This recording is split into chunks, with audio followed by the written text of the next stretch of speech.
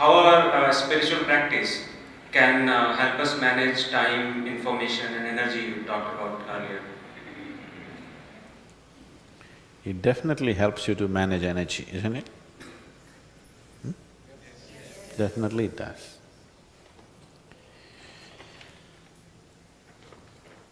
Information,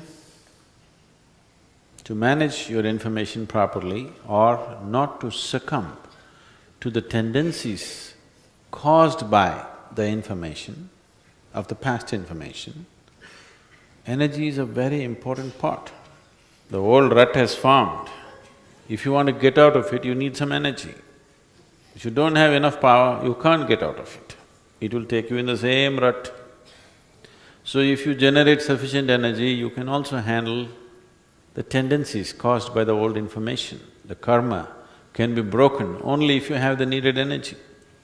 So these two things, it definitely serves. Above all, once your energies are in a certain way, what somebody does in 24 hours, you may do it in 6 hours. Or what you do in 24 hours, somebody may do it in 3 days, which is a fact for us. So all three things are being managed in a certain way.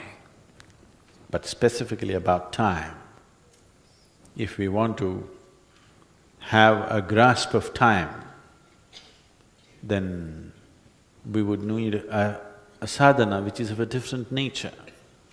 If you want to have mastery over time, there's a completely different kind of sadhana. This gives you some, but mainly it's focused towards handling the karmic information and the energy.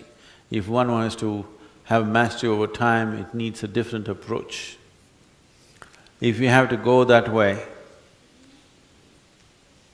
either you must have an enormous understanding of various aspects of life, it'll become extremely scientific, or you must be simply willing to listen. If you have either one of these qualities, it's possible. The first one that I said, an enormous understanding, that will not happen in a short time. That cannot happen in a short time. It takes a lot. It would take lifetimes for people to understand how it actually happens. What is time? I know science has some explanations for time. It's fine, they've taken a few steps, but it's nowhere near the ultimate reality of what is time. So, I would say going into that such sadhana right now limits itself to only those people who will simply listen. If I tell them, jump into your well, they will jump. Not an open well, tube well. Yes. If I say jump into your tube well, they will squeeze themselves and go into the tube well.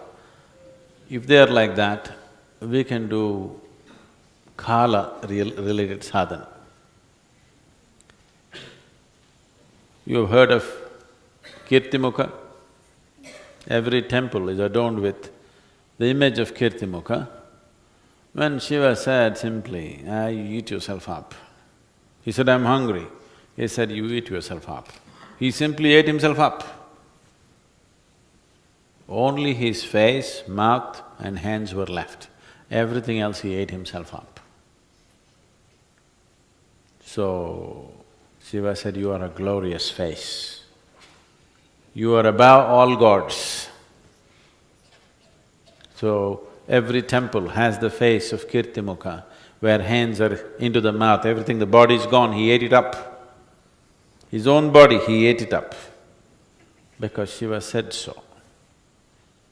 No reason, no sense, but simply ate it up. So he rose above all gods.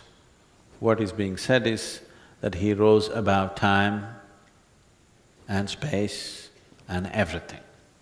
He is above gods means he is risen beyond all these dimensions. Because even gods are subject to some of these realities. He is above all that.